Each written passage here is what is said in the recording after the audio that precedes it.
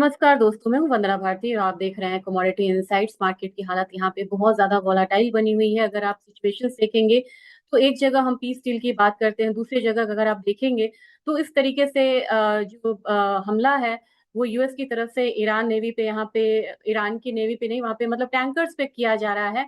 और ऐसे सिचुएशंस में मार्केट जो है वो काफी ज्यादा वोलाटाइल है, अगर आप देख सकते हैं। तो अब यहाँ पे जो सिचुएशंस बनी हुई है उसके हिसाब से मार्केट ने रिएक्ट करना शुरू करा है। और मार्केट यहाँ पे क्रूड ऑयल ने जो भी यहाँ पे लोअर साइड देखा था आज के दिन में लोअर साइड इसका लगा था 89.41। वहां से हम लोग ने एक वापसी आता हुआ देखा है और 93.21 के करीब यहाँ पे ट्रेड करती हुई मार्केट दिख रही है। एक गैप डाउन ओपनिंग के बाद हम लोगों ने मार्केट को यहाँ पे रिवर्स होता हुआ देखा है।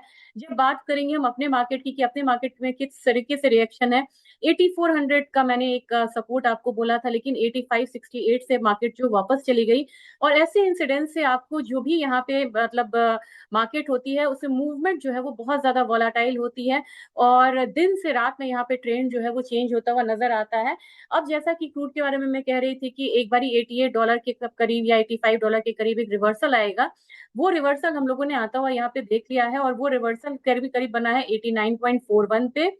एक यहाँ पे लोअर साइड हम लोगों ने लगा हुआ देखा है, लेकिन इस तरीके के इंसिडेंट के बाद मुझे लग रहा है कि एकदम से डाउन साइड मतलब एक्सपेक्ट करना थोड़ा सा यहाँ पे मुश्किल होगा। तभी मैं कहती हूँ कि क्रूड में अभी आपको बहुत ज्यादा डाउन साइड मतलब एक्सपेक्ट नहीं करना होगा। 9263 ये जो गैप है ये फिल होने के लिए ऊपर की तरफ कमोडिटी आ सकती है 9170 के करीब। अभी कितना ट्रेड हो रहा है 8931 के करीब, तो अभी यहाँ पे थोड़ा सा मूवमेंट और मिलेगा। और इसके मतलब कि रिएक्शन, मेन रिएक्शन आप देखेंगे कि 95.69 यहाँ पे रुपया भी जो है वो डिप्रिशिएट होता हुआ नजर आया है 47 पैसे से। लेकिन मार्केट आज देखा जाए पूरी तरीके से डिकपल हो चुकी है यहाँ पे। और आपको पता चल जाएगा इस चार्ट को देखने के बाद कि स्मार्ट मनी कहाँ जा रहा है। डाउजोन्स पे देखे, हमेशा यहाँ पे एक नया हाइस जो है वो लगता हुआ जा रहा है, क्योंकि वहां पे आपको यूएस में महंगे क्रूड ऑयल का जो इम्पैक्ट है इन्फ्लेशन पे वो तो बाद में आएगा। लेकिन अभी वहां पे क्योंकि लार्जेस्ट एक्सपोर्टर है, लार्जेस्ट यहाँ पे प्रोड्यूसर है, आप देखेंगे कि एआई बूम है। वहां की मार्केट बहुत ज्यादा यहाँ पे ट्रेंडी हो चुकी है और रिकॉर्ड हाइस हम लोगों ने बनता हुआ देखा है। ये वो समय था जब यहाँ पे 27 मार्च को एक लो बनाया था, इसने यहाँ पे रिएक्ट करना शुरू करा था वॉर पे। एक लो बना और वहां से लो बनने के बाद हमारी मार्केट स्ट्रगल कर रही है, जबकि इनकी मार्केट वी शेप रिकवरी के बाद भी यहाँ पे हम लोगों ने मतलब बूम आता हुआ देखा है। इसकी वजह से यहाँ आपको जो मार्केट में मूवमेंट है, मनी का जो मूवमेंट है वो डॉलर इंडेक्स में है। आपको मैंने यूएस मार्केट का दिखा दिया, विक्स में है, सॉरी यहाँ पे ट्रेजरी यील्ड में है। और कहाँ पे मार्केट जो है वो बिल्कुल स्टैटिक होती हुई दिख रही है, ये है गोल्ड। गोल्ड में आप बिल्कुल रेंज बाउंड मूव आप यहाँ पे आता हुआ देख सकते हैं। तो बेहतर है कि यहाँ पे थोड़ा सा आपको इंतजार करना चाहिए 48 45 80 डॉलर के करीब। इसने यहाँ एक रेजिस्टेंस की तरह लिया है। अब इससे ऊपर ही जाएगा तब जाके आपको नेक्स्ट मूव आता हुआ दिख सकता है 4650 वाला। ध्यान में रखिएगा, काफी मतलब कि सपोर्ट पे ये कमोडिटी खड़ी है और काफी range bound kind of move है। हम अपने मार्केट की जब बात करेंगे तो आज रुपया डिप्रिशिएट हुआ है, इसके बावजूद हमारी मार्केट में एक निगेटिव मूवमेंट जो है वो बन के यहाँ पे आ रही है। यहाँ पे 1000 पॉइंट का एक फॉल आता हुआ दिख रहा है। बेसिक यहाँ पे वही है कि 1,55,000 1,56,000 इससे ज्यादा की गिरावट फिलहाल यहाँ पे गोल्ड प्राइसेस में नहीं लग रहा है। डिकपल होके बाहर से ट्रेड कर रही है, लेकिन संभल के यहाँ पे ट्रेड करना होगा। और इतना मान के चलना होगा जैसे मैंने आपको दिखाया था चार्ट की, वॉर के टाइम में गोल्ड जो है वो बिल्कुल रेंज में आ गया हुआ था रशिया यूक्रेन वॉर में। तो वैसा ही एक रेंज बाउंड का काइंड ऑफ मूव आपको देखने को मिलेगा। अब बात करेंगे यहाँ पे सिल्वर की। सिल्वर में अगेन $79 से, काफी दिनों से मैं बोल रही हूँ कि $79 का एक आपको रेजिस्टेंस है। आज का जो मार्केट है उसका एक एग्जांपल है, $79.25 का एक हाई लगा, आपने देखा। वहां से मार्केट जो है वहां से रिटर्न आई है, तो आपको एक रेजिस्टेंस यहाँ, दूसरा यहाँ, तीसरा यहाँ, फिर चौथा यहाँ। तो आपको लगातार ये जो रेजिस्टेंस है ये आपको इस साइड पे मिलता हुआ नजर आ रहा है। तो $79 जो है वहां तक तो मार्केट गई, वहां से एक बार नीचे वापसी की तरह आई। अब 0.8% अपसाइड जो है वो ट्रेड हो रहा है, लेकिन हमारे मार्केट में मूवमेंट जो है वो डाउनसाइड मूव है। अब यहाँ पे 2,71,000 का मूव है। कल भी हम लोगों ने एक डाउनसाइड मूवमेंट देखा था, आज भी यहाँ पे आता हुआ देखा है।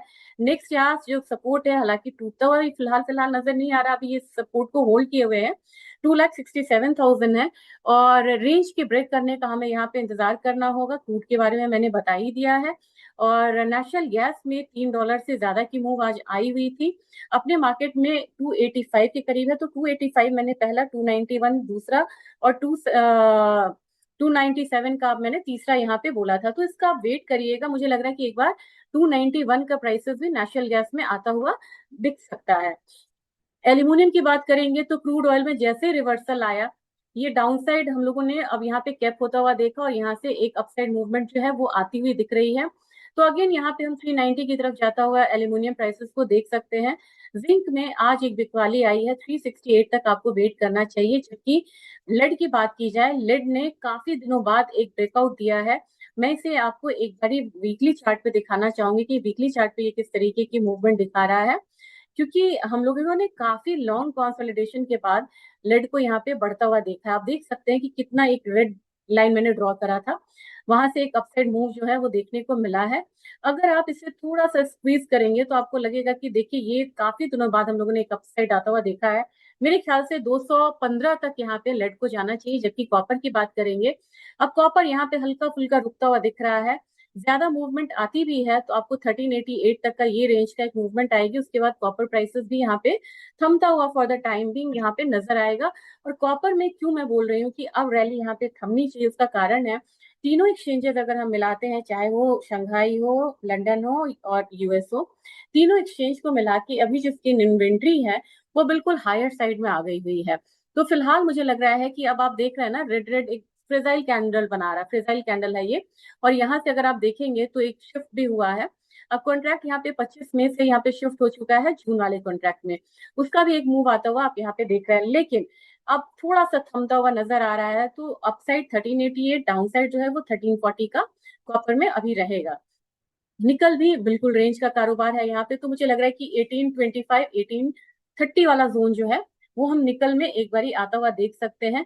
अगर इकोनॉमिक कैलेंडर की बात की जाए कि किस तरीके का मतलब इकोनॉमिक कैलेंडर अभी है, आज के दिन है, तो आज के दिन अभी 8 मिनट ही मैं डिले हो गई, नहीं तो मैं इसको कवर कर लेती। अभी कंज्यूमर कॉन्फिडेंस आने वाला यूएस का 92.8 के करीब प्रीवियस था, 91.19 का एक्सपेक्टेशन है। लेकिन आजकल तो देखा यही जा रहा है कि जो खराब डेटा भी होता है ना यूएस का, बाद में आपको पता चलेगा कि वो डेटा तो आश्चर्यजनक ढंग से एक पॉजिटिव मतलब डेटा आया है।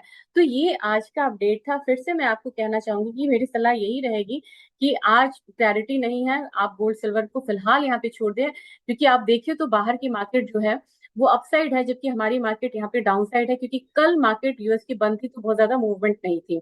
यहाँ पे एक अपसाइड आया हुआ है 0.13% का, हमारे यहाँ 0.8% का डाउन साइड है, जबकि रुपया डिप्रिशिएट हुआ है।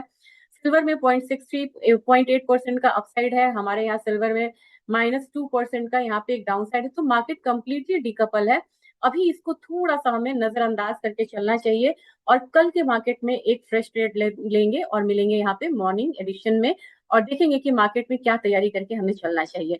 तब तक के लिए थैंक यू, गुड नाइट।